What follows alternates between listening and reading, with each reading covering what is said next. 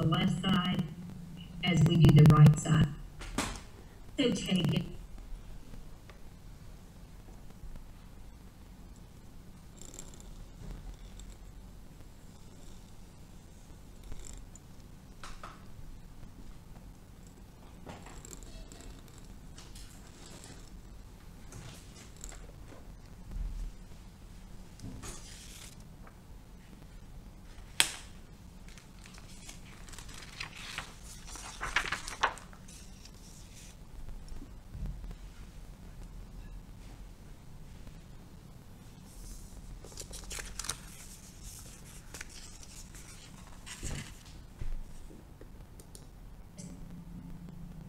And do what I did on this very last example and wrap it around your word. You can stop right there, or you can take it and make one more pass right through the middle of the oval of the D. I cut through the D on the oval. I cut through the D on the handout a little bit too high. I mean, it looks fine, but I do prefer it to cut through right in the center if I can. Now, one thing I will say about the one that I just did, I think it looks fine. I don't think there's anything necessarily wrong with it, but when I mark my oval, can you see how that oval is not really horizontal? And it's definitely not. Go ahead and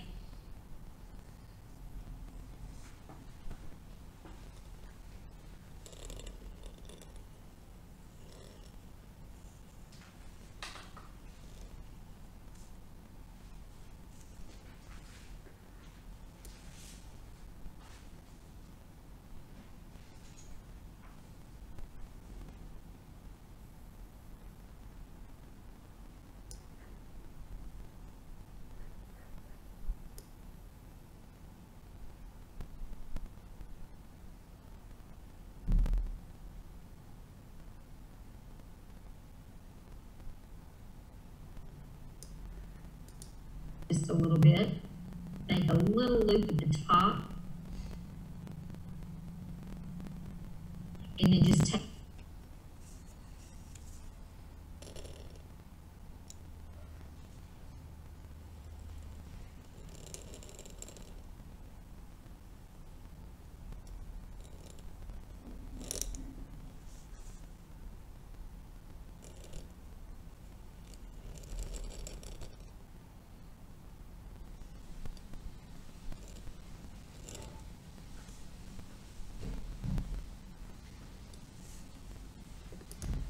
and wrap it down. And that way I don't really have to worry about overlapping those two lines.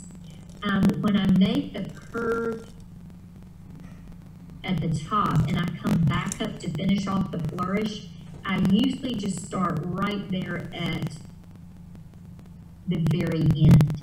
And when I do the just straight wedge shape, I'll usually overlap just a little bit to grow up and out of there before I start the curve. So it looks basically the same in the end, but I honestly kind of like doing the curve. I feel like the loop is already halfway made for me. It's just less room for me to, mess up, less room for error. You can add a little bit of shading right here if you wanted to. When you take that down and around, you wouldn't have to. You could keep it a hairline, but just something very simple. It doesn't take up a lot of room. This next one, I do this one all the time. It's one of my go-tos. In this one, I do start with just the stem. I don't start with that curved top like I just showed you. I do start with just that wedge shape. And I'll go ahead and make my letter, whatever letter it is that you're working on. And then I'm going to overlap my ink just a little bit, and I'm going to come up and over to the right. So now I have created a horizontal oval, and I'm going to wave this up and down. Sometimes I might stop right there and just leave it at that. I do that a lot. But you can turn it right back up. You can stop right there and have that as an option. The one of the handouts, we're going to just keep on going and take this up and tuck it right back in there. So if I do this version right here, I like to, a few things. I like to have a horizontal oval on the right. I like to have one on the left.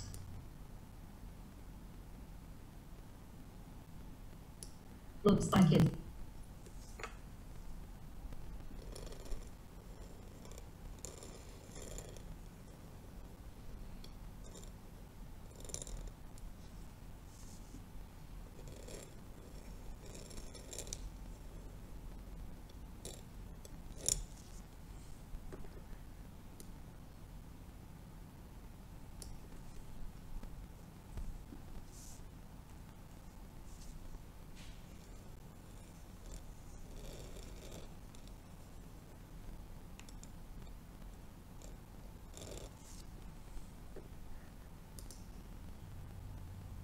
I'll make the letter,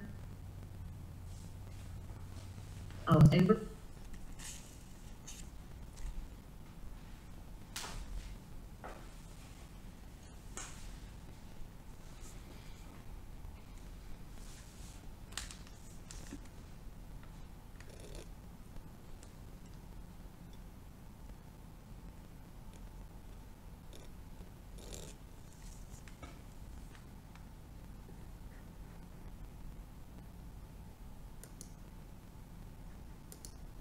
My ink,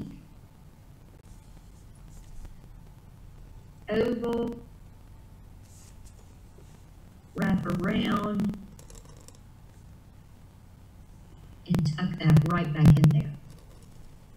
Okay, one thing I like to do, y'all probably already know what I'm going to say. Can you see how the spacing right here is nice and even? Because this stroke and this stroke are parallel to each. We're going to come up, we'll overlap our ink, we'll take it around. We can either stop right there, and I do this all the time, like I choose this flourish all the time. It's one of the most common ones that I do. The one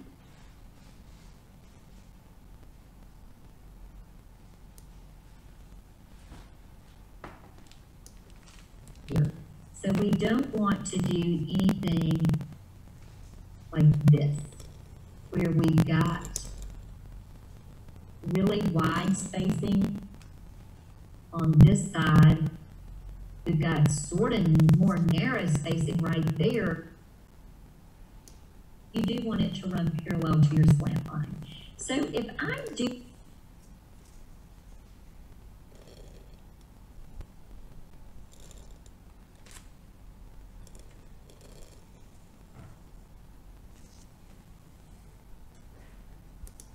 this for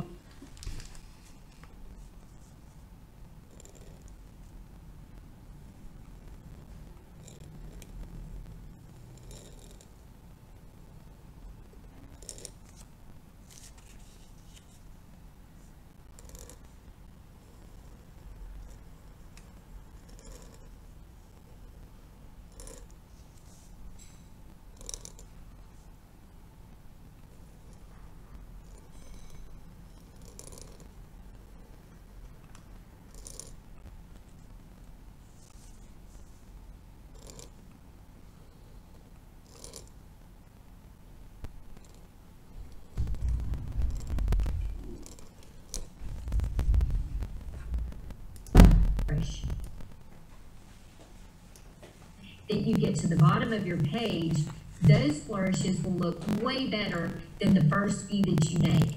And even if they don't, that's okay too, because you will have a much greater um, thought process in your head about how to make it and exactly what it's supposed to look like. And you know, if your mind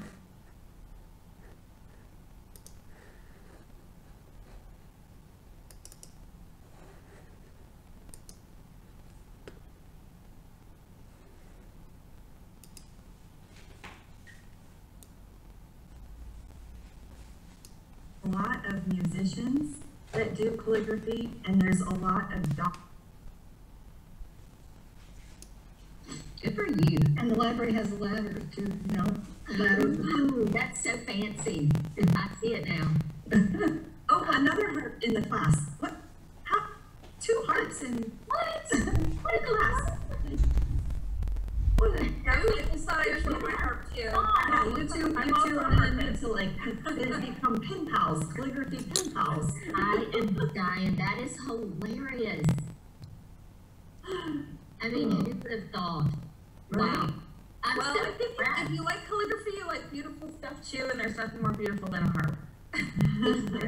This is There's true. a lot of it feels like there's a lot of The one thing you want to make sure of in this little area right here, you want even spacing. So you want about the same amount of space right here as you have right here and as you have right here. You don't want to have this width and then come way super low and have it super wide at the bottom. You want that width to stay the same all the way around there. And just real quickly, here's another cue that I like to do. I'm still going to stop right there and change directions. And I'm going to act like I'm wrapping this around. But once I pull it through, I'm going to stop right there. And I'm just going to go out on that right side. I do that one quite a bit too. Okay, that gets our cue flourish. Something else that I like to do when I do these, that's the just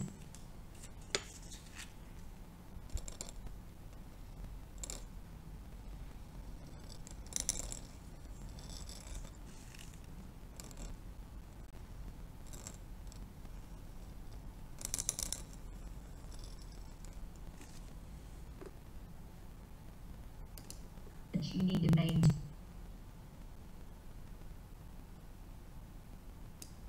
Those 2 lines to be careful.